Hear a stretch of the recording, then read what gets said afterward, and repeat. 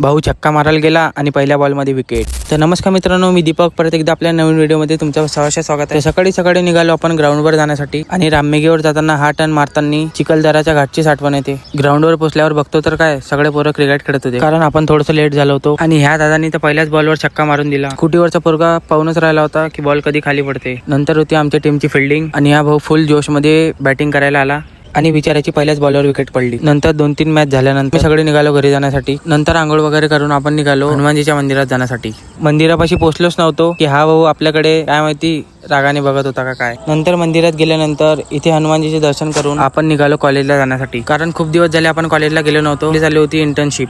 मग पेट्रोल वगैरे टाकून आपण निघालो कॉलेजला जाण्यासाठी। कॉलेजला पोहोचलोच नव्हतो की सरने आपल्याला काम सांगून दिलं। नंतर आपल्याला आपला भाऊ भेटला। नंतर आपलं चालू होतं लेक्चर झाल्यानंतर आपण गेलो कॅन्टीन मध्ये आणि इथं नाश्ता पाणी झाल्यानंतर पोरांची चालू होती सिरियस मीटिंग। नंतर आम्ही गेलो क्लासमध्ये आणि आज या पोराचा होता वाढदिवस। हा पोरगा इतका शर्मत होता तसे याला कोणती पोरगीच बघायला आली। नंतर फायनली केक कट झाला आणि याचा हॅपी बर्थडे सेलिब्रेट झाला। नंतर सगळ्यांनी याला केक वगैरे चारला और इसने तो केक को पूरा फिनिशिंग कर दिया। फिर बारी थी बर्थडे बॉय की तरफ से मिलने वाली पार्टी। नंतर आम्ही सगळे निघालो कॉर्नर वडापावच्या इकडे। नंतर इथं आल्यानंतर वडापाव वगैरे खाल्ल्यानंतर आपण निघालो फायनली घरी जाण्यासाठी। तर जाता आपल्या भावासोबत हात वगैरे मिळवून आपण निघालो घरी जाण्यासाठी। तर आजचा ब्लॉग तुम्हाला कसा वाटलाय कमेंटमध्ये नक्की सांगा। भेटूया उद्याच्या नवीन ब्लॉगमध्ये, तोपर्यंत जय महाराष्ट्र।